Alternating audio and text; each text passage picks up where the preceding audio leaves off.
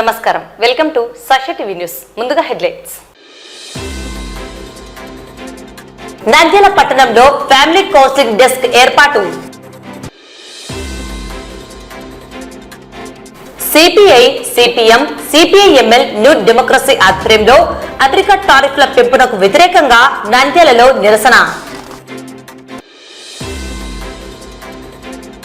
విద్యార్థులు భవిష్యత్ తరాలకు మార్గదర్శకులు కావాలని పిలుపునిచ్చిన జిల్లా కలెక్టర్ రాజకుమారి ఘనియా. పురపాలక సెంటినరీ టౌన్ హాల్లో సబ్ జూనియర్, జూనియర్, సీనియర్ విభాగాలలో శాస్త్రీయ, జానపద సోలో, బృంద నృత్యాల పోటీలు. మతిస్థిమితం లేని వృద్ధ మహిళ ప్రమాదవశాత్తు మృతి.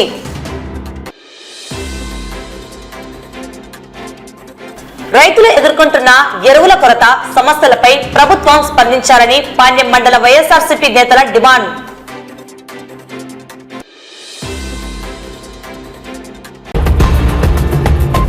నంద్యాల పట్టణంలో మనస్విని అనే ఉమెన్ హెల్ప్ డెస్క్ ను ఐసిడిఎస్ మరియు జిల్లా సఖీ విభాగం ఆధ్వర్యంలో ఏర్పాటు చేయడం జరిగింది. ఈ హెల్ప్ డెస్క్ ద్వారా ముందస్తు వివాహ కౌన్సిలింగ్, ఫ్యామిలీ కౌన్సిలింగ్, భార్య భర్తలకు కౌన్సిలింగ్, చైల్డ్ మ్యారేజెస్ కౌన్సిలింగ్ నిర్వహించడం జరుగుతుందని ఐసిడిఎస్ సూపర్వైజర్ త్రివేణి తెలిపారు. ప్రజలు సమస్యల పరిష్కారానికి ఉమెన్ హెల్ప్ డెస్క్ ను ఆశ్రయించవచ్చునని తెలిపారు. ఈ కార్యక్రమంలో ఐసిడిఎస్ మహిళా పోలీసులు, WMSK సభ్యులు పాల్గొన్నారు. ఇక్కడ మన జిల్లాలో నంద్యాల జిల్లాలో మనస్విని ప్రోగ్రామ్ అనేసి కొత్తగా ఈ ప్రోగ్రామ్ ఈరోజు లాంచ్ చేయడం జరిగింది. ఇది వచ్చేసి ఈ ప్రోగ్రామ్ ఉద్దేశం వచ్చేసి ముందస్తు వివాహ కౌన్సిలింగ్, ఫ్యామిలీ కౌన్సిలింగ్, భార్యాభర్తలకు కౌన్సిలింగ్, అలాగే చైల్డ్ మ్యారేజ్ కౌన్సిలింగ్. ఇవి కాకుండా మనము ముందస్తుగా కౌన్సిలింగ్ ఇచ్చి వాటిని అరికట్టే విధంగా ఈ ప్రోగ్రామ్ కలెక్టర్ మేడము ఈరోజు లాంచ్ చేస్తున్నారు మన జిల్లాలో. మేము ఈరోజు ఐసిడిఎస్ మేడం గారు, త్రివేణి మేడం గారు, WMSK వాళ్ళు, వీళ్ళతో పాటు మా లేడీ కానిస్టేబుల్ మేమంతా కలిసి కొత్త కలెక్టర్ గారు మేడం ఆర్డర్స్ మేరకు ఫ్యామిలీ కౌన్సిలింగ్ అని ఇక్కడ పెట్టినామండి. ఒక డెస్క్ ఏర్పాటు చేసినాము. చైల్డ్ మ్యారేజ్ కానీ, భార్యాభర్తల సమస్య కానీ, ఇంకా మీ పర్సనల్ గా లేడీస్ ఏదైనా సమస్యలు ఉన్నా కూడా మా దగ్గర నిర్భయంగా చెప్తే మా సాధ్యమైనంత వరకు మేము పరిష్కరించడానికి ప్రయత్నిస్తాము. భారతీయ సరుకుల దిగుమతులపై సుంకాన్ని 50% అమెరికా అధ్యక్షుడు ట్రంప్ ప్రకటించడాన్ని వ్యతిరేకిస్తూ నంద్యాలలో సాయిబాబా నగర్ సర్కిల్లో సిపిఐ పట్టణ కార్యదర్శి ప్రసాద్, సిపిఎం పట్టణ కార్యదర్శి లక్ష్మణ్ అధ్యక్షతన నిరసన కార్యక్రమం జరిగింది. ఈ నిరసన కార్యక్రమానికి ముఖ్య అతిథులుగా సిపిఐ జిల్లా కార్యదర్శి రంగనాయుడు, సిపిఎం జిల్లా కార్యదర్శి రమేష్ కుమార్, సిపిఐఎంఎల్ జిల్లా నాయకుడు చౌడప్ప హాజరు కావడం జరిగింది.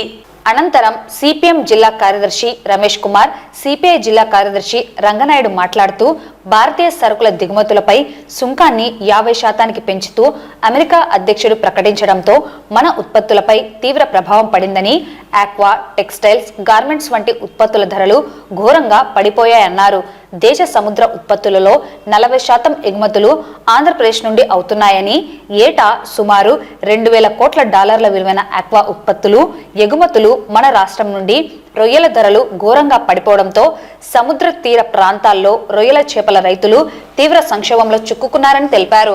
అలాగే గార్మెంట్స్, టెక్స్టైల్స్ రంగాల్లో అనకాపల్లి, శ్రీ సత్యసాయి, గుంటూరు, పల్నాడు వంటి జిల్లాల్లోని ఫ్యాక్టరీలు, స్విమ్మింగ్ మిల్లులలో పనిచేస్తున్న వేలాది మంది కార్మికుల ఉపాధికి ఎసరు వస్తుందని పేర్కొన్నారు.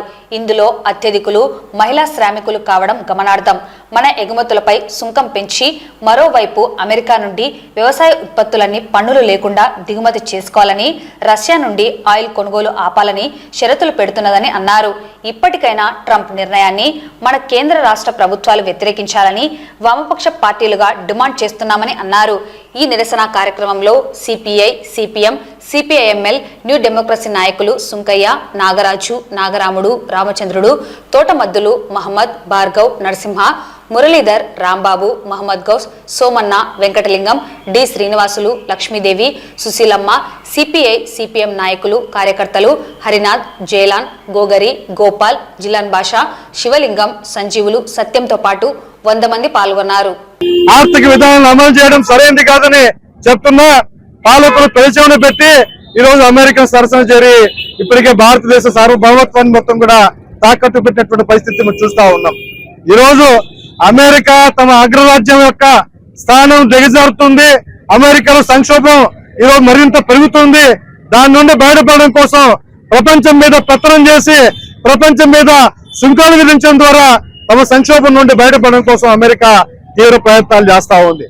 అందులో భాగంగానే అది 2007 నుండి సంక్షోభం నుండి బయటపడడం కోసం తమ ఆయుధాలని అమ్ముకోవడం కోసం అనేక దేశాలతో యుద్ధాలు సృష్టించే పద్ధతులు అమెరికా సంక్షోభం నుండి కొద్దివరకు ఈరోజు నెట్టుకొచ్చినప్పటికీ నేటికి సంక్షోభం నుండి బయటపడలేని నేపథ్యం.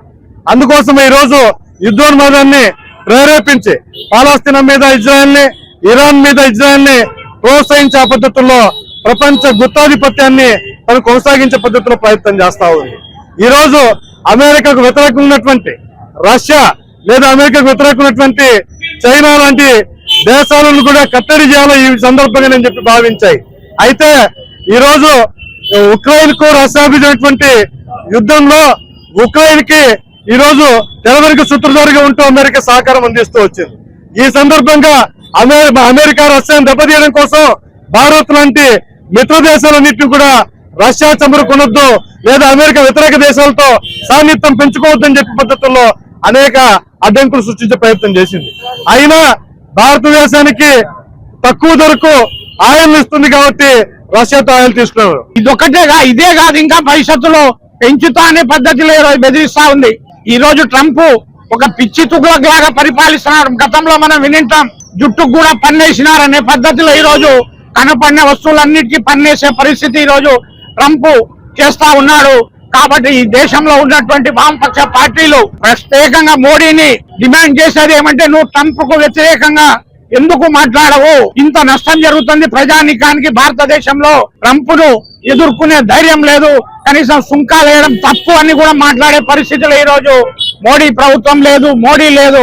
కాబట్టి ఈ రోజు వామపక్షాలు మోడీకి వ్యతిరేకంగా, భవిష్యత్తులో అమెరికాకు వ్యతిరేకంగా మోడీ నిలబడాలని చెప్పేసి కోరుకుంటూ ఈ రోజు, అదేవిధంగా ఈ రోజు ట్రంప్ కు అమెరికాకి గడ్డు పరిస్థితి ఏర్పడింది. అదేవిధంగా రష్యా, చైనా మన భారతదేశం కలవడం వల్ల ఈరోజు బెంబేలెత్తిపోతున్నాడు. దీంతో పిచ్చి పట్టిన మాదిరి ట్రంప్ ప్రవర్తిస్తున్నారు. అదేవిధంగా మనం వామపక్ష పార్టీలని సహకారం తీసుకొని ఈరోజు నరేంద్ర మోడీ కానీ ఈ దేశం కానీ ముందుకు పోవాలా. అట్లా లేకుండా ఊరికే ఏదో రాజకీయం కోసం ఏదో కొద్ది జిమ్మిక్కులు చేసినట్టు కాకుండా ట్రంప్ విధానాలపైన ఖచ్చితంగా ఒక నిర్దిష్టమైన వైఖరితో ఉండాల్సిందిగా ఈ సందర్భంగా డిమాండ్ చేస్తున్నాం.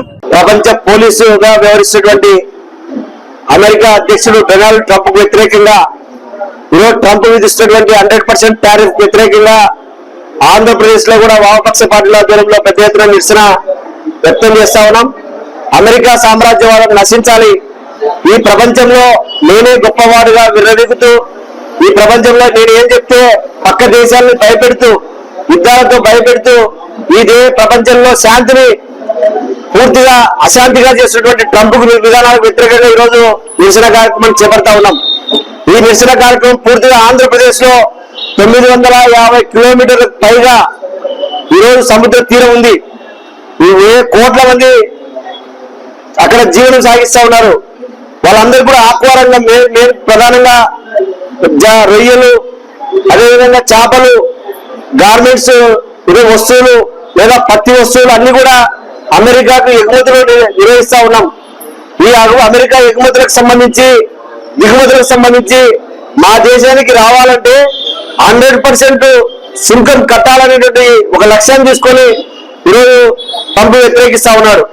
ఈరోజు ట్రంప్ విధానాన్ని భారతదేశంలో చాలా స్పీడ్ గా అమలు చేసే నరేంద్ర మోడీ ఎందుకు ప్రశ్నించలేకపోతా ఉన్నాడు? నరేంద్ర మోడీ ట్రంప్ కి ఎందుకు భయపడతా ఉన్నాడు? ఈ భారతదేశంలో ఉన్న కార్మిక వర్గాన్ని ఇంత పెద్ద ఎత్తున నష్టం జరుగుతూ ఉంటే ఎందుకు ప్రశ్నించలేకపోతా ఉన్నాడు అనేటువంటిది మేము ఈరోజు కమ్యూనిస్టులుగా అడుగుతా ఉన్నాం. ఈ నిరసన వ్యక్తం చేస్తా ఉన్నాం. వారు చెప్పిన విధంగా మన దేశానికి పన్నులు ఏ రకంగా పెంచుతున్నా కూడా అడగకుండా మరి ఆ రకంగా నడుచుకోవడం జరుగుతుంది. మరి చైనా కానీ భారతదేశం కానీ జనాభా లెక్కలో అమెరికాను మించి ఉంది. మరి ఆయుధాల విషయంలో కూడా బలంగానే ఉంది. కానీ మన ప్రధాన నరేంద్ర మోడీ మరి ఎందుకు భయపడుతుందో అర్థం కావడం లేదు. మరి అదేవిధంగా ట్రంప్ మన పైన విధించిన సుంకాలు మనకు చాలా ఇబ్బంది ఉంది. చాలా ప్రజలకు, కార్మికులకు, మరి మహిళా కార్మికులకు, రైతులకు అనేక ఇబ్బందులు పడుతున్నారు. మరి ఆ రకంగా మన ప్రధానమంత్రి గాని ఇక్కడ ఉండే ముఖ్యమంత్రి కూడా, కూటమి ప్రభుత్వం కూడా దానిపైన ఏం కూడా స్పందించడం లేదు. వీళ్ళపైన వామపక్ష పార్టీలు ప్రజల్లోకి తీసుకుపోవాలని చెప్పి ఈ రోజు మరి రాష్ట్ర వ్యాప్తంగా వామపక్షాల ఆధ్వర్యంలో నిరసన కార్యక్రమం నిర్వహించడం జరుగుతుంది. ఇప్పటికైనా మరి ట్రంప్ ఆయన విధానాలు మార్చుకోవాలని చెప్పి ఈ సందర్భంగా తెలియజేస్తున్నాం. విద్యార్థులు చదువుతో పాటు పాఠ్యేతర కార్యక్రమాల్లో పాల్గొని తమ ప్రతిభను ప్రదర్శించడం ద్వారా భవిష్యత్ తరాలకు మార్గదర్శకులుగా నిలవాలని జిల్లా కలెక్టర్ రాజకుమారి గన్య పిలుపునిచ్చారు. నంద్యాల పట్టణంలోని శారద విద్యాపీఠం ఉన్నత పాఠశాలలో శనివారం నిర్వహించిన గణిత విజ్ఞాన మేళా, సాంస్కృతిక మహోత్సవాల కార్యక్రమంలో కలెక్టర్ పాల్గొని విద్యార్థులను ఉద్దేశించి ప్రసంగించారు. ఈ సందర్భంగా కలెక్టర్ మాట్లాడుతూ జ్ఞానానికి కంటే పవిత్రమైనది ప్రపంచంలో ఏదీ లేదని, విద్య కేవలం మార్కులు సాధించేందుకే కాకుండా ఉన్నత విలువలను పెంపొందించుకోవడానికి ఉపయోగపడాలని సూచించారు. విద్యార్థుల గుణగణాలను వెలికి తీయడంలో ఉపాధ్యాయుల పాత్ర అపూర్వమని తెలిపారు. భారతదేశం పురాణ కాలం నుంచే జ్ఞాన మహాశక్తిగా నిలిచిందని, వేదాలు, పురాణాలు మనిషి నడవడికను తీర్చిదిద్దాయని గుర్తు చేశారు. ఆర్యభట్ట, చరక, సుశ్రుత, ఆదిశంకరాచార్య, రామకృష్ణ పరమహంస వంటి మహానీయులు జ్ఞానానికి కొత్త దిశలు చూపారని వివరించారు. స్వతంత్రం తరువాత ఆధునిక సాంకేతికతతో పాటు భారతీయ విలువలను కలిపి బోధించడానికి విద్యా భారతి వంటి సంస్థలు ఏర్పాటయ్యాయని తెలిపారు. కలెక్టర్ తన విద్యార్థి దశలో భారతీయ విద్యా కేంద్రంలో పొందిన పునాది వల్లనే ఆల్ ఇండియా స్థాయిలో 8వ ర్యాంకు సాధించి హైదరాబాద్ సెంట్రల్ యూనివర్సిటీలో బయోటెక్నాలజీ విభాగంలో ఎంఎస్సి పూర్తి చేయగలిగారని గుర్తు చేశారు.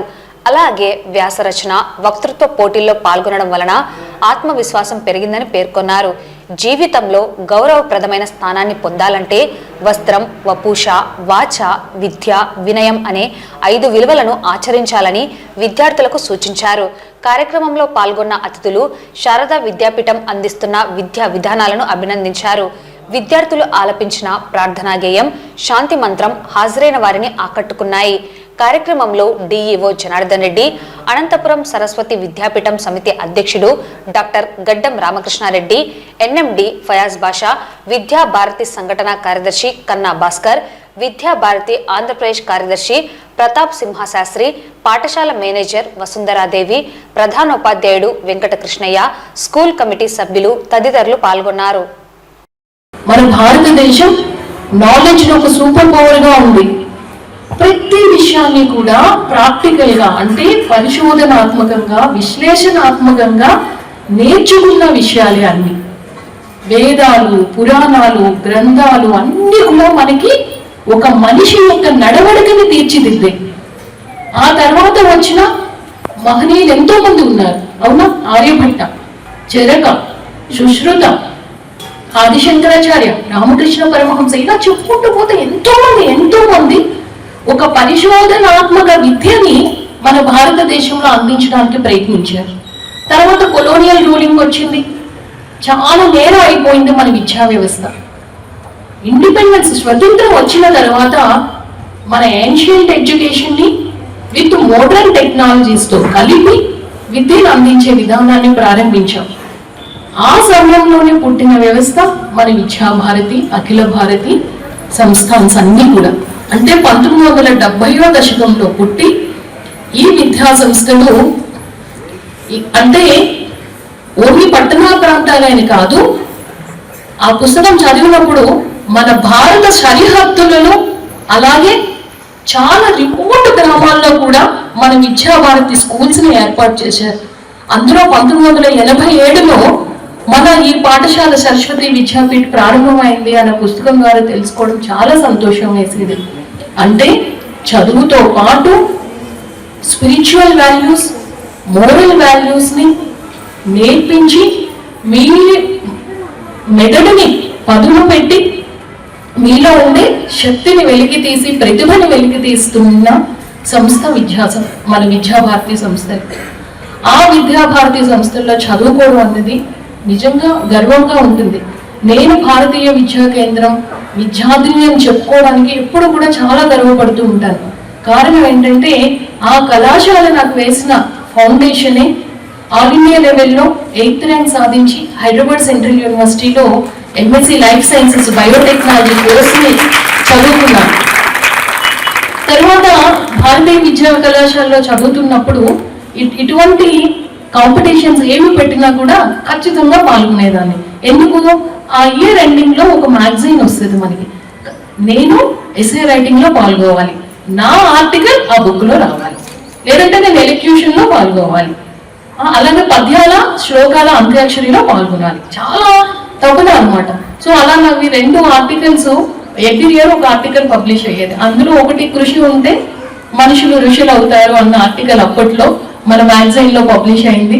అలాగే ఇంకొకటి భవిష్యత్తులో రాజకీయాలు ఎలా ఉండాలి అనుకుంటూ ఉన్నారు అన్నది. అంటే నేను ఇవి ఎందుకు చెప్తూ ఉన్నాను అంటే, చదువుతో పాటు ఇటువంటి ఎక్స్ట్రా కరిక్యులర్ యాక్టివిటీస్ లో ఎక్కువగా పాల్గొంటేనే మనకి ఒక చక్కని కెరీర్ కి, ఒక చక్కని ఫౌండేషన్ కి మనకు బాగా ఉపయోగపడుతుంది. ఈరోజు మన నంద్యాల జిల్లాలో శారదా విద్యాపీఠంలో జరుగుతున్న గణిత సమ్మేళనం మరియు సంస్కృతి సమ్మేళనానికి సంబంధించి మిమ్మల్ని ఆహ్వానించి ఇక్కడ పాల్గొన్నందుకు నాకు చాలా ఆనందంగా ఉంది. మన భారతదేశ సంస్కృతి సాంప్రదాయాలను కొనసాగిస్తూ పిల్లల్లో విలువలతో కూడిన విద్యను అందిస్తూ భారతదేశం ప్రపంచ స్థాయిలో నిలబెట్టడానికి మన విద్యా సంస్థ చాలా చక్కగా పనిచేస్తుంది. మరి ఇట్లాంటి విద్యా సంస్థలో పిల్లలు చదువుకోవడం అనేది చాలా అదృష్టంగా భావించాలి.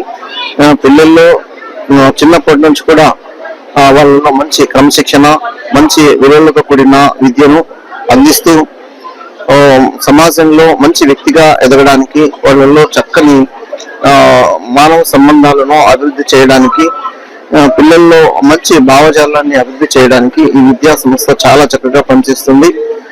నిజంగా ఇట్లాంటి విద్యా సంస్థలు మన దేశంలో చాలా చాలా మనం అభివృద్ధి చేయవలసిన అవసరం ఉంది. నేటి సమాజంలో టెక్నాలజీ అభివృద్ధి చెందుతున్న దశలో పిల్లల పెంపకం అనేది ఒక ఛాలెంజింగ్ గా ఉంది పేరెంట్స్ కి.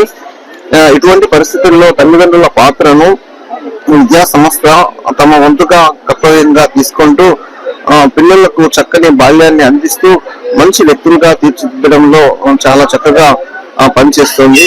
నిజంగా ఇట్లాంటి విద్యా సంస్థలు మన సమాజంలో భారతీయ సంస్కృతి సాంప్రదాయాలను కొనసాగించడానికి, మన భారతీయ గొప్పతనాన్ని ప్రపంచ స్థాయిలో నిలబెట్టడానికి చాలా అవసరంగా, వాటి ఆవశ్యకత చాలా ఉంది అన్న భావన నేను ఈరోజు అందరికీ వ్యక్తీకరిస్తున్నాను. భవిష్యత్తులో మంచి సైంటిస్టులుగా తయారు చేయడం కోసం ఈ కార్యక్రమాన్ని నిర్వహిస్తున్నారు.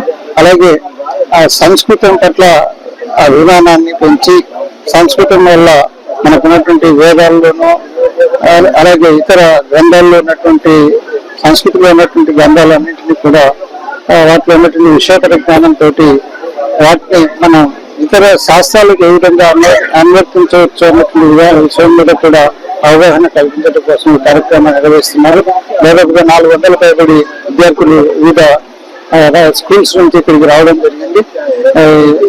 శారదా విద్యాపీఠం వారికి అందరికీ కూడా వసతిని మరియు భోజన సదుపాయాలను కల్పించి ఈ కార్యక్రమాలు నిర్వహించినటువంటి అవకాశాన్ని వాళ్ళు కల్పించడం జరిగింది. వారిని కూడా మనస్ఫూర్తిగా అభినందిస్తూ స్టేట్ లెవెల్ కౌన్సిలర్ ప్రోగ్రామ్ కు ఇక్కడికి చేసిన అందరికీ, పెద్దవారికి, కలెక్టర్ గారికి, డిఓ గారికి, మా అనంతపూర్ సమితి రామకృష్ణారెడ్డి గారికి అందరికీ నమస్కారాలు.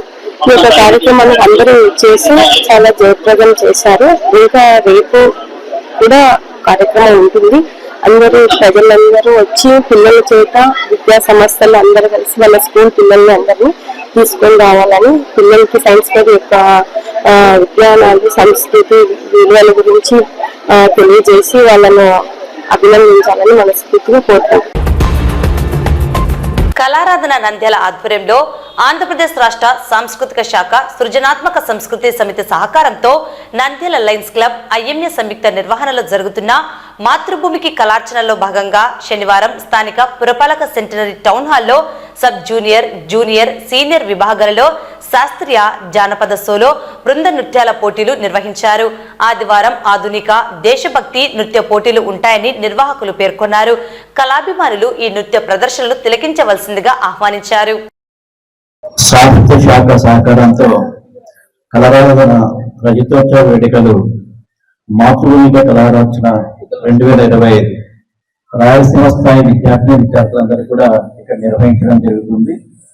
ఇది గత 25 సంవత్సరాల నుంచి కూడా కళారాధన నంద్యాల వారి ఆధ్వర్యంలో ఇక్కడ జరగడం అనేది మనం గమనిస్తున్నాం. ఈ రోజు జరిగే ఈ కార్యక్రమాన్ని ఆహ్వానిస్తూ 14వ తేదీన జరగబోయే కార్యక్రమంలో వీటిలో పార్టిసిపేట్ చేసిన వాళ్ళందరికీ కూడా వారి వారి ప్రజ్ఞా పాఠవాలను, వారి యొక్క స్కిల్స్ ఆధారంగా వారికి ఇవ్వబోయే బహుమానాలను వాళ్ళు స్వీకరించడానికి అవకాశం ఉంటుంది. సో కళారాధన వారు చేసే కృషి, నంద్యాలలో కళారాధన వారు చేసే కృషి అద్భుతమైనది. కొన్ని సంవత్సరాల నుంచి కళను ఇక్కడ ప్రజల్లోకి తీసుకుని వెళ్తూ కళారాధన ద్వారా దేశభక్తినే కాకుండా కళలో పిల్లలకు స్కిల్స్ డెవలప్ చేస్తూ వాళ్ళను ఒక క్రమశిక్షణమైన పద్ధతిలో వాటిని తయారు చేయడానికి, అలాగే వాళ్ళ తల్లిదండ్రులందరూ కూడా వాళ్ళని కోఆపరేట్ చేస్తూ ఒక దారిలో పెట్టడానికి ఉపయోగపడే కార్యక్రమాలు నిర్వహిస్తున్నందుకు వారిని ఇంకోసారి అభినందిస్తూ భవిష్యత్తులో కూడా ఈ కార్యక్రమాలు ఇలాగే జరగాలని చెప్పి ఆశిస్తూ ప్రస్తుత ప్రభుత్వం వారు ఇటువంటి వాటికి మంచి సహాయ సహకారాలు అందిస్తున్నందువలన ఇంకా ఇటువంటి కార్యక్రమాలు లేదా ఈ కళలు అభివృద్ధి చెందడానికి అవకాశాలు ఉంటాయని చెప్పి ఆశిస్తూ ఈ అవకాశం ఇచ్చిన కళలు. నంద్యాల జిల్లా పాణ్యం మండల కేంద్రంలో శనివారం నంద్యాల జిల్లా వైఎస్ఆర్సీపీ అధ్యక్షుడు, పాణ్యం మాజీ శాసనసభ్యుడు కాటసాని రాంభూపాల్ రెడ్డి ఆదేశాల మేరకు పాణ్యం మండల అధ్యక్షులు కరుణాకర్ రెడ్డి, మాజీ జెడ్పీటీసీ మరియు నంద్యాల జిల్లా ఉపాధ్యక్షులు సద్దిల సూర్యనారాయణ రెడ్డి, శ్రీనివాస్ రెడ్డి, మద్దూరు శ్రీనాథ్ రెడ్డి, భూపనపాడు రామలక్ష్మయ్య మరియు సీనియర్ నాయకులు చందమామ బాబు, వైఎస్ఆర్సీపీ మండల మాజీ సర్పంచులు, ఎంపీటీసీలు, రైతులు ఈ కార్యక్రమంలో పాల్గొన్నారు. నాయకులు మాట్లాడుతూ గత కొన్ని రోజులుగా రాష్ట్ర వ్యాప్తంగా రైతన్నలకు యూరియా, పెస్టిసైడ్స్ మందుల సమస్యలు రోజురోజుకి జటిలంగా మారాయన్నారు. రైతన్నలు నష్టపోకుండా పంట సాగుకు తగ్గట్టుగా యూరియాను సప్లై చేయాలని డిమాండ్ చేశారు. ఈ నెల 9వ తారీఖున నంద్యాల జిల్లా వైసీపీ అధ్యక్షుడు, మాజీ ఎమ్మెల్యే కాటసాని రాంభూపాల్ రెడ్డి ఆధ్వర్యంలో నంద్యాల జిల్లా వ్యాప్తంగా రైతులందరితో కలిసి నంద్యాల పట్టణం బొమ్మల సత్రం R&B గెస్ట్ హౌస్ నుండి కలెక్టర్ ఆఫీస్ వరకు ర్యాలీగా వెళ్లి జిల్లా కలెక్టర్కు వినతి పత్రం ఇవ్వనున్నామని రైతులు, వైసీపీ నాయకులు, కార్యకర్తలు పాల్గొని విజయవంతం చేయాలని పిలుపునిచ్చారు. అట్లాంటి మీ సొంత పేపర్లోనే ఈనాడు వచ్చింది, జ్యోతి వస్తుంది, రోజు వస్తుంది. పర్యావరణ చంద్రబాబు వైఎస్ఆర్ పార్టీలో ప్రతిపక్షం మాట్లాడగలి కాబట్టి మీరే మాట్లాడతారు. అసలు ఈరియా వేయాలి, ఈరియా వేసి క్యాన్సర్ అవుతాయన్నారు. ఈరియా వేసి క్యాన్సర్ అవుతాయి. ఇప్పటి నుంచో ఈ నత్రజని లేకపోతే మన పంటలు ఏవి ఎదుగుదల ఉండదు. నత్రజని ఉంటేనే ఇంక ఎదుగుదల ఉంటుంది. ఇప్పుడు 2020 చేసాం, కాంప్లెక్స్ లో 20% యూరియా ఉంటుంది. కాబట్టి 2020లో 20% అమౌంట్ యూరియా కలిపినామంటే చాలా బ్రహ్మాండంగా వస్తాయి. నత్రజని లేకుండా ఏ పంటలు పండవు. నత్రజని ఇంపార్టెంట్. రిపోర్టర్స్ కూడా మీకు అందరికి తెలుసు. మేమేదో వైఎస్ఆర్ పార్టీ అన్నాం, తెలుగుదేశం వైఎస్ఆర్ పార్టీ అంటే ఎలక్షన్ లో ఏదో కాళ్ళ ఓట్లు వేపించుకుంటాం తప్ప ఇప్పుడు నుంచి డ్యామేజ్ చేసే ఓట్లు మాకేసారా. కానీ ఈ రోజు యూరియా 100 దూరంలో కానీ ఏడా కానీ యూరియా కావాలా ఒక 5 బస్తాలు అనుకుంటాం, 40 మంది జరుపుకుంటాం. ఒక్క మూట ఇవ్వమని ఎంతమంది రైతులు రోజు ఉంది. నేను ముఖ్యంగా అంటే ఇది పార్టీ పరంగా కాదు, నేను యూరియానే తక్కువ వాడతాను. అంటే యూరియా కొద్దిగా వాడకుంటే జరగదు, తక్కువ వాడాలా. యూరియా అయితే చంద్రబాబు నాయుడు చెప్పినట్టు తక్కువనే వాడాలి యూరియా. కానీ మరి ఇంత అతి తక్కువ వాడితే అసలు పనికిరాదు. నేను ఒకటి కోరుతానా, నువ్వు 14 సంవత్సరాలు ముఖ్యమంత్రిగా చేసినావు. నీకు యూరియా ఇక్కడ ఎంత నీళ్లు ఉన్నాయి, 8 లక్షల ఎకరాలు, నీకు 8 లక్షల ఎకరాలకు ఎంత యూరియా కావాలని కూడా మీరు సప్లై చేయలేకపోతే రైతుల ప్రభుత్వం కోటలు చేసాం. మీరు శ్రీపటమే అడుగుతున్నా, మీరే చెప్పండి. మీరు మాట్లాడుతున్నాం ఏదైనా తప్పుంటే అన్న ఇది తప్పు నేను చెప్పండి, మేము ఒప్పుకుంటాం. పంటలకు అయితే గిట్టుబాటు ధరే లేదు. మరి 1000 రూపాయలకు ఇప్పుడన్నా అమ్మిన కాలం తెలుగుదేశం కూడా ప్రభుత్వం వచ్చిన తర్వాత 1000 రూపాయలకు అమ్ముతున్నాను. రూపాయల అకౌంట్ ఉంటే అసలు కూడా కాదు. లాస్ట్ లో ఉంటాం. నేను కోరేది ఒకటే, నేను పార్టీలకు వెళ్తున్నాను. మా ఎలక్షన్లు వచ్చినప్పుడు కాళ్ళ కడుపులు కొడుతున్నాను, ప్రజలతో ఓట్లు వేయించుకున్నాం తప్ప మీ మీద తప్పుడు ప్రచారం చేయడం అనేది మాకు ఇష్టం ఉండదు. కాబట్టి మీరు ఒకటి అందరూ గిట్టుబాటు ధర లేదు. ఈరోజు ఉచిత బస్సు అని ఇచ్చినావు, మంచిదే, చంద్రబాబు ఛాన్స్. కానీ అరకొర బస్సు ఇచ్చి చెప్పులతో కొట్టుకుంటున్నారు. ఆడళ్ళు మొగోళ్ళు ఆడళ్ళు. ఆ వీడియో చూస్తుంది. ఇప్పుడు ఉచిత బస్సు అన్నావు, పూర్తిగా బస్సు నువ్వు పూర్తిగా ఇచ్చే కదా. ఫుల్గా అసలు ఆడల మీద మొగోళ్ళు కూర్చుంటారు. మొగోళ్ళు ఏం చేస్తారు, టికెట్ కొని కూర్చుంటారు. ఆడళ్ళు ఏం చేస్తారు, టికెట్ లేకుండా వాళ్ళు కూర్చుంటారు. ఇప్పుడు నువ్వు ఇస్తున్నావు, ఇప్పుడు గ్యాస్ ఇచ్చినావు, గ్యాస్ అన్నావు, గ్యాస్ ఒకటి ఇచ్చినావు, 1 నెల నుంచి అయిపోయినా. నువ్వు చేసే పని అంతా ఏంటంటే ఫస్ట్ నుంచి ఏం చేస్తున్నాడు ఇంకోటి 14 సంవత్సరాలన్నా అతనికి డివిజన్ పడేది. ఇప్పుడు బీజేపీ ఒక దిక్కు, జనసేన ఒక దిక్కు కూర్చుందని ఏం చేయలేకుండా మీరు చేసేది ఏంటంటే పోలీసులను పెట్టుకొని ఎవరన్నా మాట్లాడితే తీసుకుపోయి లోపల పెట్టడం. ముందు ఫస్ట్ పెద్ద లోపల పెట్టాడు, చిన్న మాట్లాడాలంటే మాట్లాడలేకుండా. రేపు లోకల్ బాడీ ఎన్నికలలో ప్రజలు బుద్ధి చెప్తారు ఖచ్చితంగా. మీరు ఎందుకు చెప్తారా అంటే మీకోసమే చెప్తున్నాం. ఇది జగన్మోహన్ రెడ్డి కూడా అదైనా కొద్ది రోజులు ఉండు సార్ అంటే ముందు నుంచో మొదలు పెట్టాడు, అని చేసుకుంటూ పోతున్నాడు. నష్టం వస్తుంది చెప్పినాం మేము. కొద్ది రోజులు ఉండు, ఆయన పరిపాలన చూసిన తర్వాత మనం ఎట్లా చెప్తామో చెప్పడం జరిగింది. మూడో విషయం అంటే ముఖ్యంగా ఈడెత్తు మాత్రం చాలా ఇబ్బంది పడుతున్నారు. దీని మీద తెలుగుదేశం నాయకులు తీసుకొని ఈడెత్తు మాత్రం సప్లై చేయాల్సిందిగా కోరుతూ ఈ అవకాశం ఇచ్చిన 9వ తారీఖు ఆర్డీఓ రామగోపాల్ రెడ్డి అధ్యక్షతన నిరసన తెలపాలనుకున్నాం మేము. కాబట్టి అందరూ మన కాన్పూర్ నుంచి పెద్ద ఎత్తున రైతులు చేసే తప్పిదే. ఏదైనా నిరసన తెలిపినప్పుడు జనం వస్తే ఆడ మన నిరసన విలువటారు. జనాన్ని అటో చేతి జరిగిపోయింది. కాబట్టి అందరూ వచ్చి దాన్ని ఖచ్చితంగా సక్సెస్ చేయాలని కోరుకుంటున్నాం. ఎలక్షన్ల ముందు ఈ కూటమి ప్రభుత్వం ఎన్నో హామీలు ఇచ్చి ఎన్నో చేసినారు. కానీ ఆ రోజుల్లో మేము మా ప్రభుత్వంలో మీకు ప్రజలకు ఏం జరిగింది, ఇప్పుడు జరిగే ప్రభుత్వంలో ఏం జరుగుతుంది అని ఒకసారి ఈ రోజు ఆ రోజు రైతులకు వాళ్ళే పంచేవాళ్ళు ఇది అనేది. ఈ రోజు పోలీసులను పెట్టి టీడీపీ నాయకులు వాళ్ళు ఎటువంటి పరిస్థితుల్లో మా వాళ్ళకే ఎత్తాలా, మా టీడీపీ నాయకులకే చెందాలని వాళ్ళు పల్లెటూరులో చాలా ఇబ్బందులు అవుతున్నాయి. కానీ పోలీస్ శాఖ వచ్చి వాళ్ళు నిలబడి పంచే పరిస్థితి వచ్చింది. కొన్నిసార్లు చూసినాం అందరిగా ఆడియోల పేరు పాస్బుక్ ఉంటే ఆడియోలు వచ్చి రాకుకు ఎక్కడ పట్టుకొని కుప్పలు పట్టుకొని కలబడే పరిస్థితి ఈ రోజు ఈ ప్రభుత్వం జరుగుతుంది. కాబట్టి ఈ ప్రభుత్వం దృష్టిలో పెట్టుకొని ఆ పెద్ద 40 ఏళ్ల చరిత్ర చంద్రబాబు నాయుడు గారు దీన్ని దృష్టిలో పెట్టుకొని ఈ ప్రజలలో ఓట్లు వేసింటేనే మీకు ఇంత మెజార్టీ ఇచ్చి 161 సీట్లు మీకు ఇచ్చినారు. కాబట్టి దయచేసి మీరు అందరూ దృష్టిలో పెట్టుకొని మొత్తం రాష్ట్రానికి సక్రమంగా సప్లై చేయాలని చెప్పి ఈ సభాముఖంగా విజ్ఞప్తి చేస్తూ ఈ అవకాశం ఇచ్చిన మీ అందరికీ ధన్యవాదాలు. నంద్యాల పట్టణం రైల్వే స్టేషన్ సమీపంలోని ఏవి అపార్ట్మెంట్ నందు 5వ ఫ్లోర్ పై నుండి శనివారం ఆకుల సుబ్బమ్మ అనే మతిస్థిమితం లేని వృద్ధ మహిళ ప్రమాదవశాత్తు పైనుండి పడిపోవడంతో తల ఛిద్రమై అక్కడికక్కడే మృతి చెందింది. గత కొంతకాలం నుండి మానసికంగా ఇబ్బంది పడుతున్నదని, చికిత్స పొందుతున్నదని మృతురాలి కుటుంబ సభ్యులు తెలిపారు. 3 టౌన్ పోలీసులు కేసు నమోదు చేసుకుని దర్యాప్తు చేస్తున్నారు.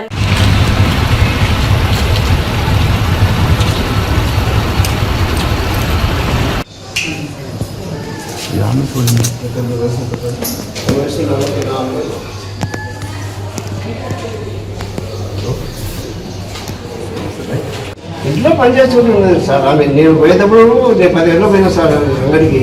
టిఫిన్ చేస్తుంది సార్ ఆమె. కోళ్ళు పని చేసుకుంటే ఆమె టిఫిన్ చేసింది సార్. ఆమె పని చేసుకుంటే ఎప్పుడు బయటకు వచ్చిందో బయటకు వచ్చింది. 70 years.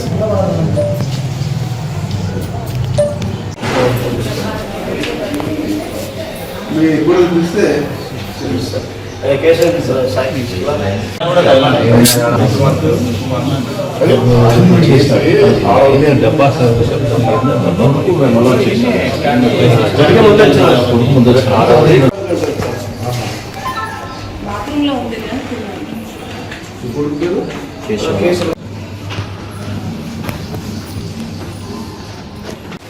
ఇట్లా బాడీ హాస్పిటల్ షిఫ్ట్ చేయాలి కదా షేర్ చేసుకోండి సార్. మరి పోస్ట్పోన్ చేయాలి. మీరు ఎట్లా మీరు వస్తారంటే ఉంటుంది సార్, లేకపోతే మీకు ఇబ్బంది అయ్యేస్తే ఉంటుంది. ఈ మధ్య ఇచ్చింది వాళ్ళ బట్టలు కానీ మసాలా కానీ వాళ్ళు స్నానం చేస్తే బట్టలు ఆమె తెచ్చిస్తారు. రాత్రి అంతా సతాయించింది బాగా మా మామని. రాత్రి కానీ పైకి పోయింటే మా మామని పంపించిన పిలుచుకోరప్ప మామ మళ్ళీ పోయింది వామి పైకి, నాకు కాళ్ళు వస్తున్నాయంటే సర్లేమ్మ నేను పోతాలని పిలుచుకొచ్చినాడు. 4 నిద్ర మాత్రం లేచినాడు. అడిగి ఆవిడ మానసిక ప్రాబ్లం ఉంది. ఇంకా నేను బయట పోయేది కానీ నాకు తెలియలే. నేను వాషింగ్ మిషన్ దగ్గర ఉండిపోయినాను.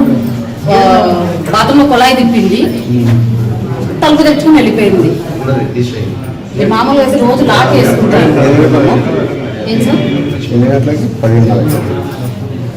నేను టైం కానీ చూడలేదు సార్. నాకు అసలు టైం కానీ చూసుకోలేదు. నేను కిందికి వచ్చేసాను వెంటనే. నేను టిఫిన్ చేసి అంగడి పోయినాను. పోయిన తర్వాత అంటే తనకే తనే లేకపోతే ఎవరైనా అటు ఏం లేదు, లేదు అసలు. కారణాలు ఏమైనా ఉన్నాయా? ఆమెకు మెంటల్గా తనలో బ్లాక్ అయింది నరాలు.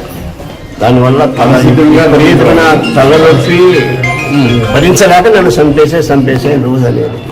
నేను చచ్చిపోతా ఇది సంగతి. ఏం పేరు మీకు? సుబ్బరాయుడు. వార్తలు ముగించే ముందు ముఖ్యాంశాలు మరోసారి. నంద్యాల పట్టణంలో ఫ్యామిలీ కౌన్సిలింగ్ డెస్క్ ఏర్పాటు. CPI, CPM, CPI ML new democracy ఆధ్వర్యంలో అమెరికా టారిఫ్ల పెంపునకు వ్యతిరేకంగా నంద్యాలలో నిరసన. విద్యార్థులు భవిష్యత్ తరాలకు మార్గదర్శకులు కావాలని పిలుపునిచ్చిన జిల్లా కలెక్టర్ రాజకుమారి ఘనియా. పురపాలక సెంటనరీ టౌన్ హాల్లో సబ్ జూనియర్, జూనియర్, సీనియర్ విభాగాలలో శాస్త్రీయ, జానపద సోలో, బృంద నృత్యాల పోటీలు. మతిస్థిమితం లేని వృద్ధ మహిళ ప్రమాదవశాత్తు మృతి.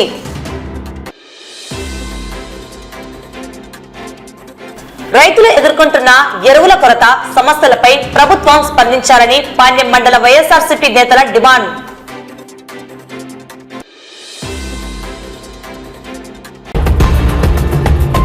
ఈ వార్తలు ఇంతటితో సమాప్తం. నమస్కారం.